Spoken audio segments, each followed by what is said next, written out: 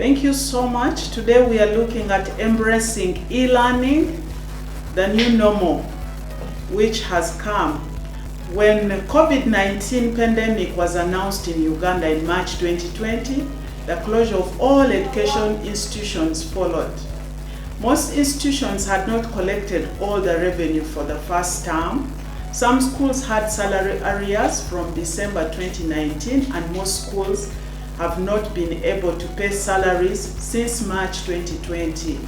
Loan repayment for most schools had not been remitted. Most suppliers had not been cleared.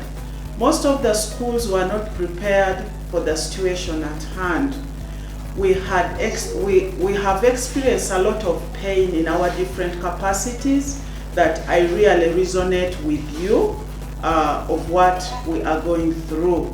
According to the Ministry of Education and Sports, you find that 73,000 learners have been closed out of school, and consequently 15 million learners are at home, then plus 600,000 refugees who cannot access education.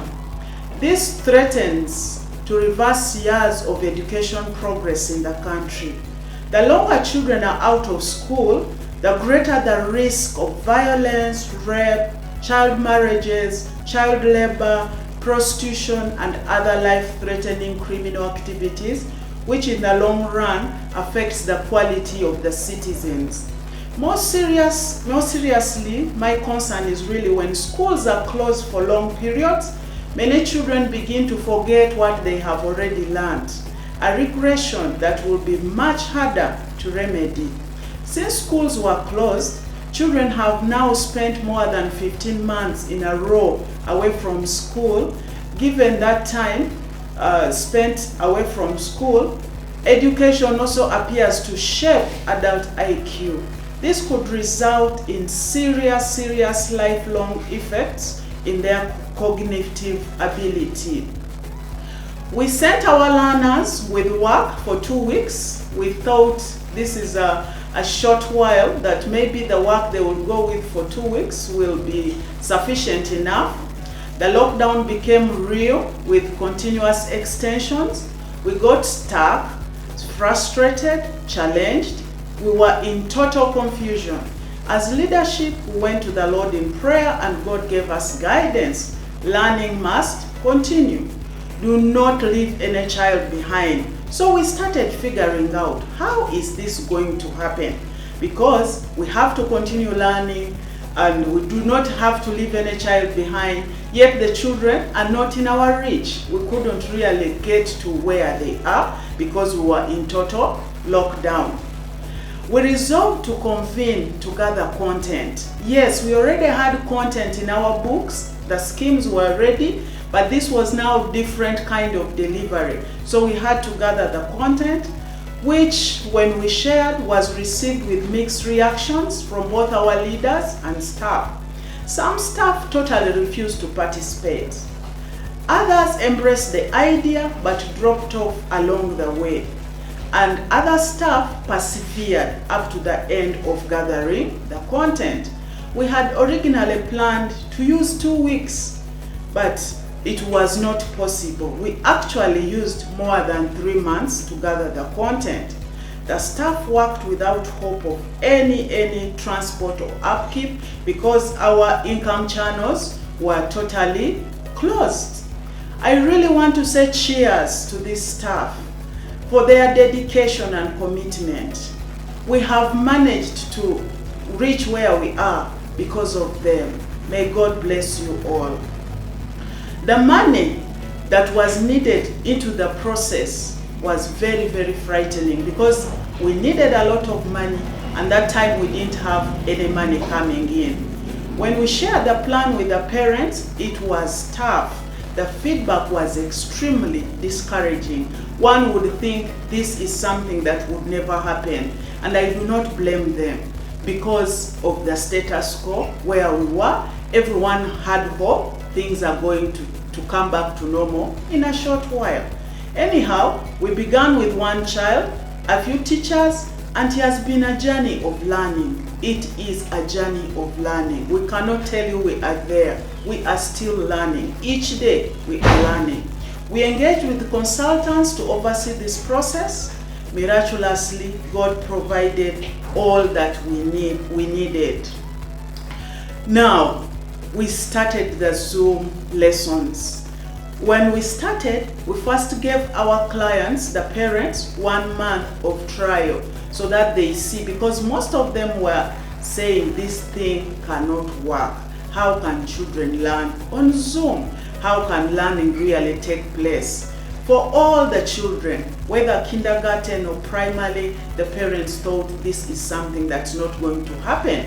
And also, parents were fearful of gadgets. When we expose our children to the internet, things are going to happen negatively. Those were also fears that some parents had.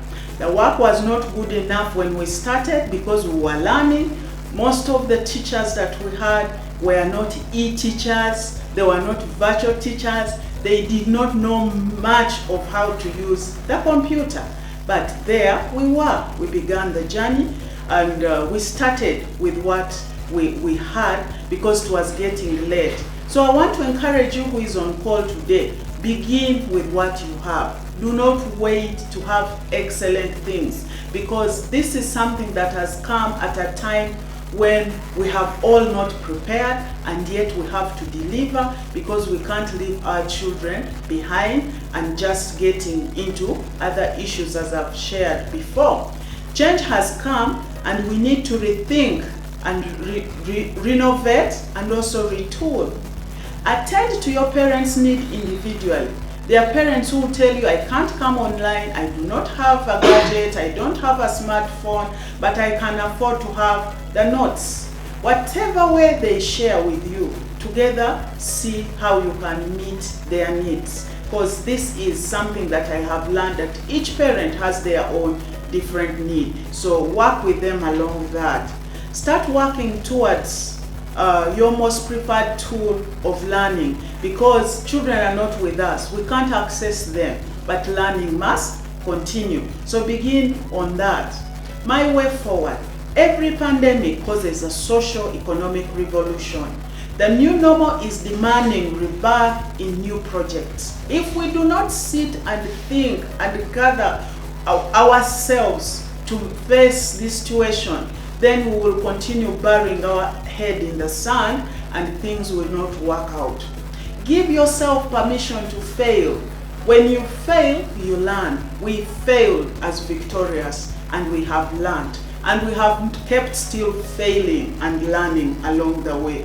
Implement an online learning approach that is affordable to your clients. Do not be afraid. Be creative with an online approach.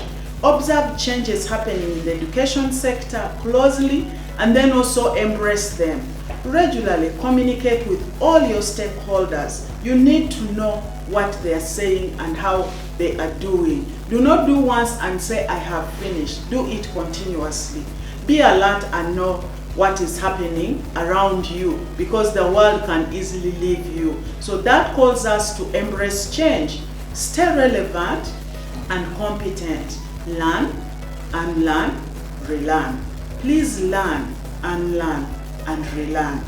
Go back to the drawing board. Replan. That is what this new normal is calling us to do. Innovate, innovate, innovate. Each idea that comes, keep innovating. As you keep innovating, you'll see a lot of improvements coming forth. Get out of your comfort zone and drop excuses. Strategize. Put together a team that you can work with to implement. Our staff are amazing at this. I believe your staff will be amazing at this, and together you will benefit. Prayer is key. Prayer aids revelation, insight, and guidance to the world unknown. This has worked for us. It has really helped us. Yes, our motto says God is able. It's not just a motto, but it's a reality, and we have seen that in our lives. Thank you for listening to me.